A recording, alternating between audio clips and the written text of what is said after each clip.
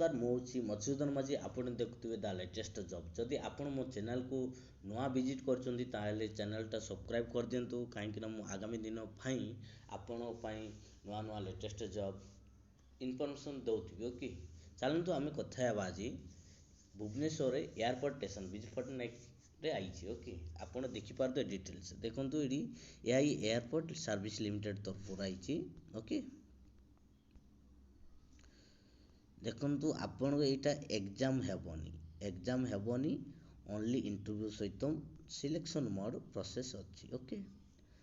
देखंतु एटी लिखा है वॉक इन इंटरव्यू रिक्वायरमेंट देखंतु आपण को एटी स्टेशन ना भुवनेश्वर दे देला एयरपोर्ट स्टेशन एंड पोजीशन माने जॉब पोजीशन देला हैंडीमैन रो देला 150 एंड हैंडीमैन रो देला 38 एंड जूनियर ऑफिसर टेक्निकल रो देला 2 and ramp service executive utility agent cum ramp driver 27 duty manager pax 01 and duty officer pax 02 and customer service 79 एतिकी आपण जानले आ आपण को एटी इंटरव्यू डेट मेंशन कला आ टाइम मेंशन कला माने को जॉब कैटेगरी से जॉब कैटेगरी मेंशन कला ओके।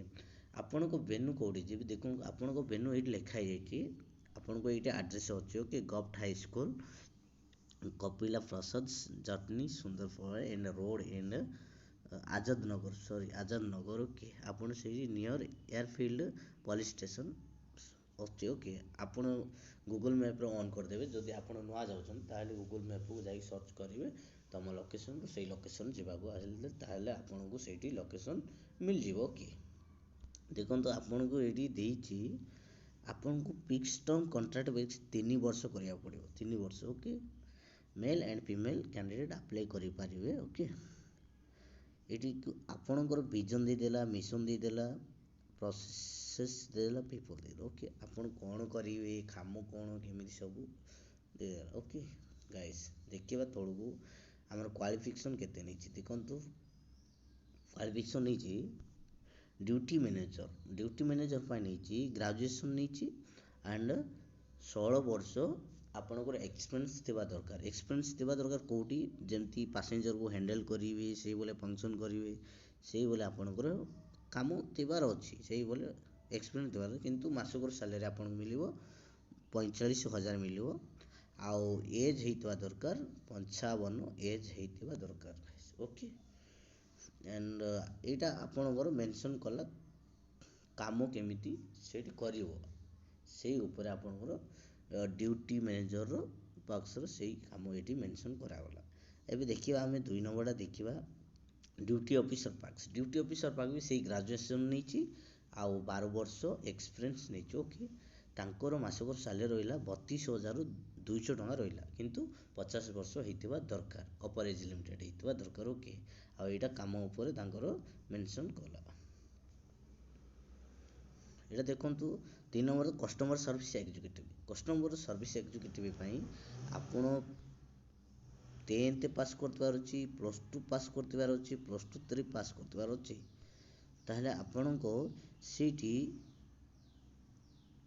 जीवे प्रिफरेंस देबी आपण को एटे सब काम करिया पड़िबो कि कस्टमर सर्विस आ एटी देछि देखंतु आपण को कस्टमर सर्विस रे जॉब करे गले आपण को कंप्यूटर प्रोफिशिएंट यूज होतबा अछि कंप्यूटर नॉलेज दिबा दरकार ओके। आपण को कम्युनिकेशन स्किल भी रहबा दरकार काइना कस्टमर सर्विस ने 24,960 टका दरमा मिलियो मासकर सैलरी आ जनरल रो एज लिमिटेड 28 आ ओबीसी कैंडिडेट 3 वर्ष नहीं पारबे एज रिलैक्सन आ एसटी नहीं पारबे 5 वर्ष as relax okay.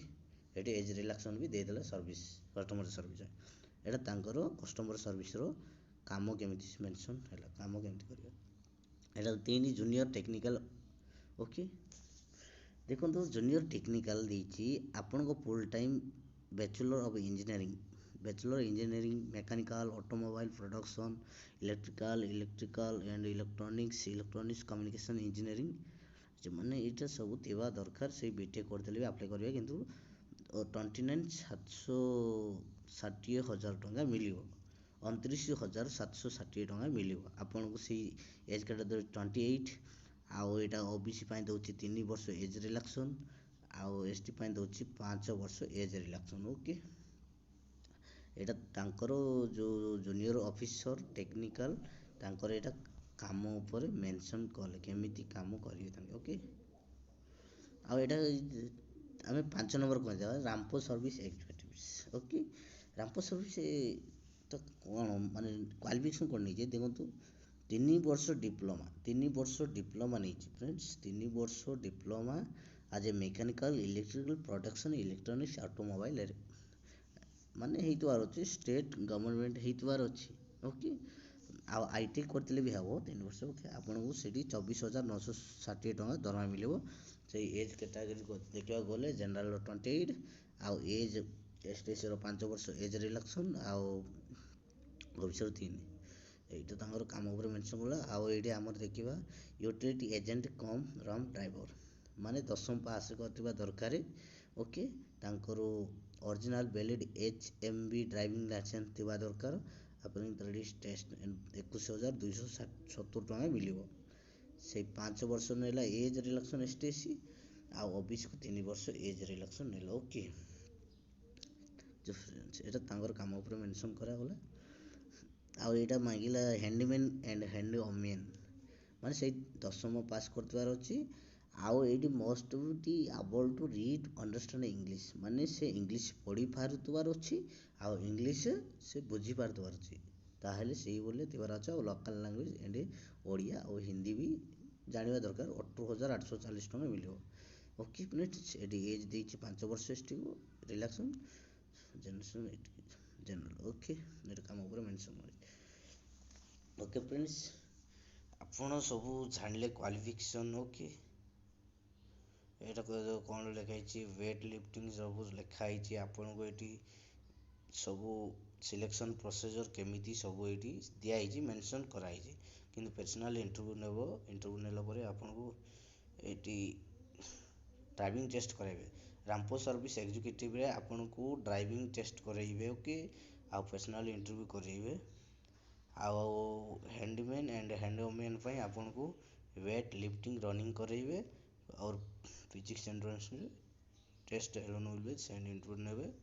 Okay, and how to apply, ଆପଣ କେମିତି ଆପ୍ଲାଏ କରିବେ ଦେଖନ୍ତୁ। ଆପଣ ଆପ୍ଲାଏ କରିବେ 1 ମାର୍ଚ୍ଚ 2024 ୱାକ୍ ଇନ୍ ଇଣ୍ଟରଭ୍ୟୁରୁ ଚାଲିଛି। ଆପଣ ଆପ୍ଲିକେସନ୍ ଫି ଅଫ୍ 500 ଟଙ୍କା ଲାଗିବ। ଡିମାଣ୍ଡ ଡ୍ରାଫ୍ଟ ଏୟାରପୋର୍ଟରେ। ଓକେ, ମୁମ୍ବାଇ ଫୁଲ୍ ନେଇ ଦେବ। ଆପଣ ଏଠି ଦିଆହେଇଛି ଡକୁମେଣ୍ଟ ଆଡ୍ରେସ୍ ସେଠି ହେବ, ଡକୁମେଣ୍ଟ ନେଇକି ଯିବେ। ଓକେ, ଡକୁମେଣ୍ଟ ନେଇକି ଯିବେ, ଏଠି କରିବେ। ଓକେ ଫ୍ରେଣ୍ଡସ୍, ଦେଖନ୍ତୁ ଆପଣଙ୍କୁ ଏଠି ଫର୍ମଟା ଫର୍ମାଟ୍ କାଢ଼ିବେ। ଓକେ, ପ୍ରିଣ୍ଟ କାଢ଼ି ନେବେ, ପ୍ରିଣ୍ଟ କାଢ଼ିବେ, ଏଇଠି ସବୁ ଫିଲ୍ଅପ୍ କରିବେ ଏଇ ଫର୍ମରେ। ଆଉ ଆପଣ ସବୁ ଡକୁମେଣ୍ଟ ନେଇକି ଯିବେ। ଆପଣ ଏଠି ଡକୁମେଣ୍ଟ ସବୁ ମେନସନ୍ କରିଦେଇଛି, କି ଡକୁମେଣ୍ଟ ନେଇକି ଯିବେ।